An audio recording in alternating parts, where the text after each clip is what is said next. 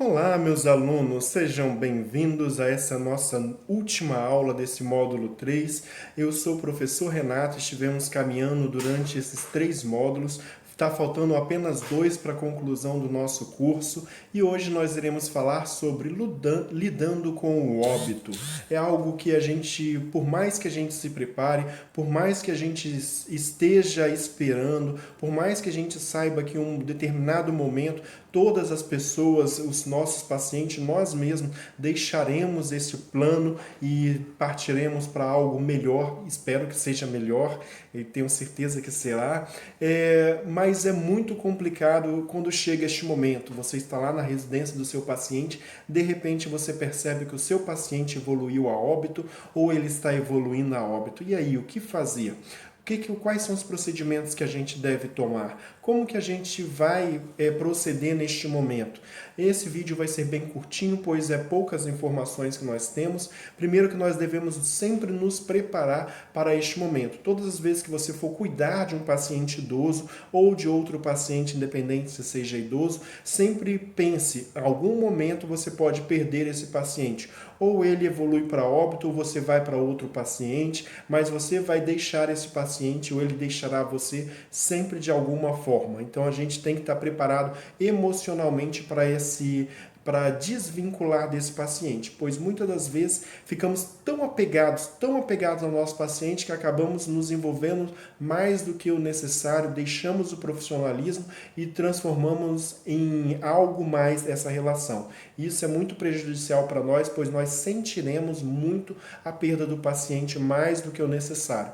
A gente tem que lembrar que nós somos profissionais acima de tudo, que nós vamos trabalhar com um ser humano e que a gente vai tratá-lo como ser humano, com respeito, dignidade, integridade, mas isso não vai fazer dele um parente nosso e que vai fazer com que nós soframos com relação à sua perda.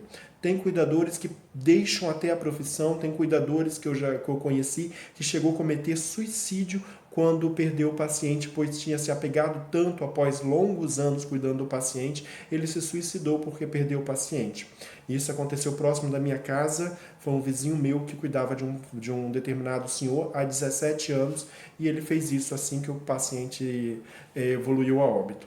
Então não vamos deixar isso nos abater tanto, vamos nos preparar, vamos ser profissionais e para ser profissionais a gente precisa lidar com esse óbito. Primeira coisa que a gente precisa saber, esse óbito é um óbito anunciado ou é um óbito inesperado? O anunciado é aquele que o paciente já tem uma doença degenerativa, já está numa idade avançada, já é um paciente que nós estamos esperando que ele vai evoluir para óbito mais cedo ou mais tarde. Um paciente oncológico em estágio terminal, onde não há mais, ele está fora de probabilidade terapêutica, não tem mais nada a ser feito. Um paciente com Alzheimer em estágio mais avançado, que a gente sabe que não tem mais nada a ser feito. Ou um paciente mesmo idoso, que já está lá com seus 90, 100 anos, ou até menos um pouquinho. A gente sabe que a média de vida do brasileiro, 75 para homens, 80 para mulheres, e o nosso paciente já está nessa faixa etária, ou até um pouquinho mais, então a gente sabe que a qualquer momento ele nos deixará. Então a gente tem que pensar que isso é uma morte que é anunciada, a gente já sabe, já está esperando, mas temos aquelas que o paciente é novo, a gente não está esperando que ele faleça tão rápido naquele momento e de repente, pum, ele faleceu, evoluiu a óbito. O que eu devo fazer? Isso pega a gente de surpresa. Então vamos aprender algumas coisinhas aqui. Primeira coisa que a gente tem que saber quando o nosso paciente evolui a óbito é que só quem pode dizer que ele evoluiu a óbito, que ele está morto, é o profissional médico. Então a gente vai precisar de um médico para poder estar atestando o óbito desse paciente. Por mais que a gente já tenha visto que o paciente está lá frio, gelado, duro, não tem mais sinais vitais nenhum, mesmo assim a gente não pode falar que o paciente morreu. A gente pode chamar e falar assim, olha, o paciente está com ausência de sinais vitais. Aí o médico vai chegar e vai falar, não, ele evoluiu para óbito. Beleza, ele falou, ele deu o diagnóstico. Então quem vai dar esse diagnóstico vai fazer essa constatação, por mais que você já tenha constatado, vai ser o médico. Teoricamente, é o médico que aceita o profissional capacitado para poder dizer que uma pessoa evoluiu a óbito. Então, esse médico a gente pode chamar dois tipos de médico. Tem alguns pacientes com uma classe social mais elevada, com uma condição financeira, um recurso a mais, eles geralmente têm os médicos da família, aquele médico que atende o paciente na própria residência. Caso o paciente tenha esse médico que acompanha ele, esse profissional, ele tem essa condição financeira, você entra em contato com esse médico e avisa para ele, doutor fulano, doutora fulana, o paciente ele está apresentando ausência, olha, presta atenção, ele está apresentando ausência de sinais vitais. Tem como você vir aqui dar uma olhada nele para constatar essa ausência de sinais vitais? Automaticamente ele já vai entender que o paciente evoluiu a óbito. Aí ele vai se deslocar da onde ele está, ele vai lá na residência do paciente e vai constatar esse óbito. Ao mesmo tempo que você já entrou em contato com o médico, pois você já sabia que era para ter entrado em contato com o médico, acho que essa é uma conversa que deve ter tido com os familiares antes do óbito. Deve ter conversado com os familiares. Então, caso o paciente evolua a óbito, eu devo entrar em contato com quem? Qual o procedimento que vocês querem que eu faça? Pois o procedimento correto é comunique o médico vai vir constatar o óbito. Avise os familiares, comunica os principais familiares, são aqueles que te contrataram. Comunica a eles, o paciente está com ausência de sinais vitais, eu já entrei em contato com o médico. Aí o médico já está vindo para cá. Caso haja a necessidade de fazer alguma reanimação, alguma coisa, ele vai fazer. Não adianta você chamar o familiar ficar desesperado, não saber ficar batendo a cabeça um na cabeça do outro, não saber o que fazer. É melhor você entrar em contato com o médico. Caso ele não tenha esse médico, não tenha um médico da família que presta assistência, você vai entrar em contato com o SAMU 192 e avisar a mesma coisa. Olha, aqui é o cuidador fulano de tal, eu trabalho na residência de fulano de tal e ele está com ausência de sinais vitais. Tem como algum médico comparecer aqui para constatar a ausência de sinais vitais? Aí eles vão enviar um médico só para ir lá fazer a constatação da ausência de sinais vitais, que nada mais é que constatar o óbito. Aí esse médico, tanto da família quanto do SAMU, vai providenciar o atestado de óbito. Ele vai preencher o atestado de óbito, vai dar bonitinho para vocês as 3 vias do atestado de óbito, a amarela, a rosa e a cinza. O que vocês vão fazer com esse atestado de óbito e com o corpo agora?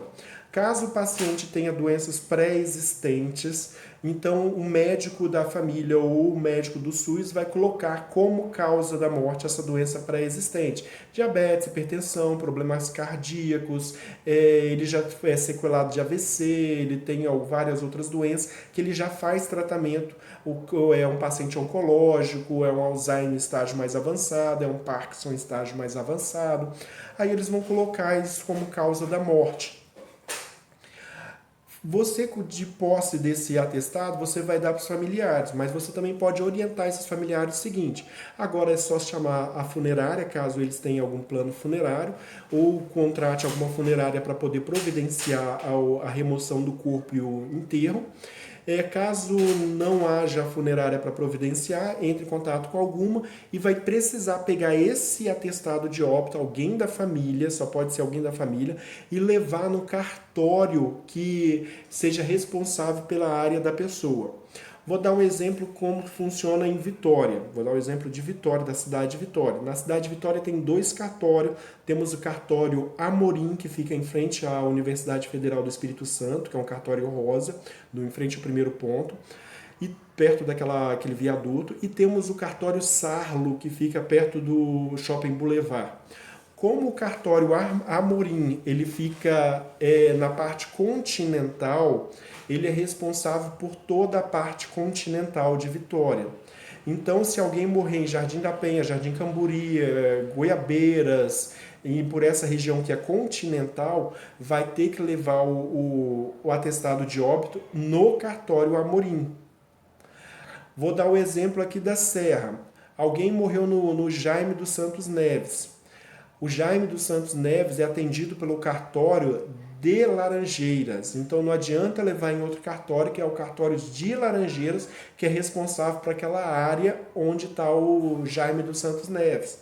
que abrange também ali o metropolitano. Já o Vitória Parte não é em Laranjeiras. Então você vai ter que pegar o cartório que abrange o Vitória Parte Hospital.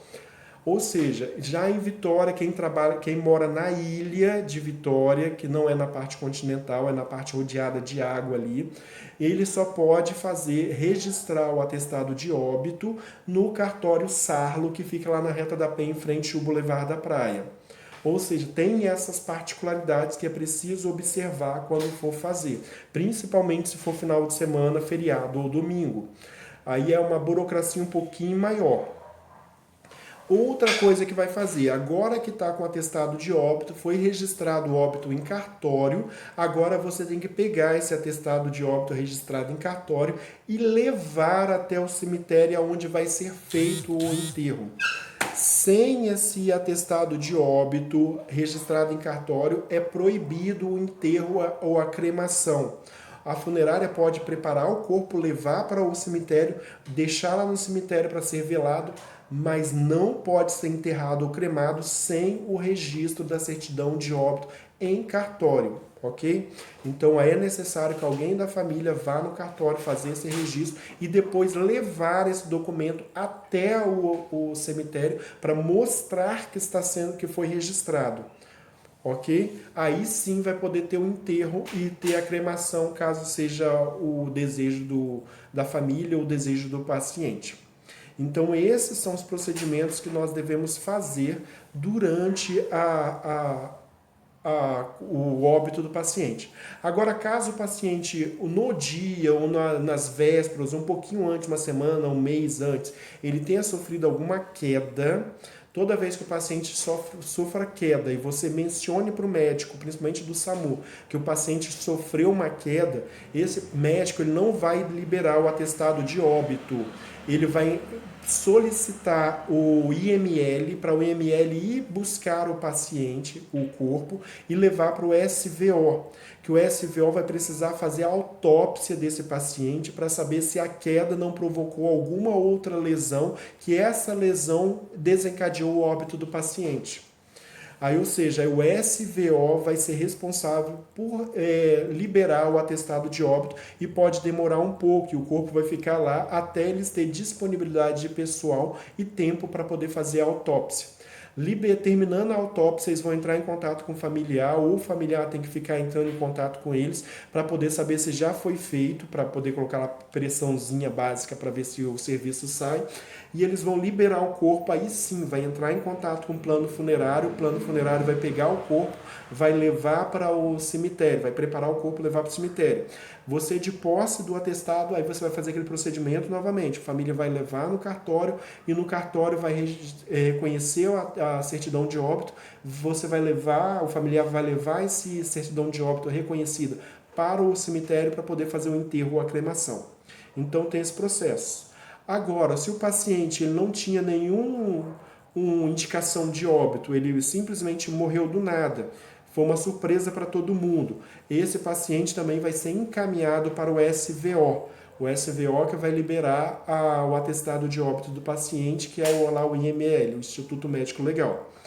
Tranquilo? Então esses são os procedimentos, é orientar os familiares, tranquilizar os familiares, ofereça um cafezinho, uma aguinha com açúcar, para eles ficarem mais calmos, caso eles estejam abalados, oriente para eles qual o procedimento que deve ser feito, onde eles devem ir, procurar saber as informações. Sempre é bom você buscar informação, eu estou trabalhando na residência de um determinado paciente.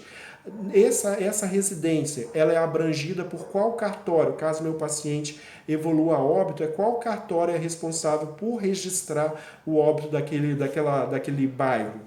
Aí é bom sempre saber isso, para na hora você já está com a resposta na ponta da língua, do que ficar aí procurar, dificulta bastante, ou a familiar já está com sofrimento demais, aí ficar procurando, vai no cartório, não é, vai no outro cartório, não é, aquilo vai ficando marcado na cabeça da pessoa, como se ninguém quisesse ajudar, ninguém quisesse liberar o corpo, liberar o enterro, isso vai ser um sofrimento maior. Então é sempre bom você saber qual cartório que atende o domicílio onde você está trabalhando. Ok? Então essa foi a nossa aula de hoje. Muito obrigado por ter participado desse módulo 3. Eu aguardo vocês na próxima semana no módulo 4, é um módulo novo, e até mais e bons estudos.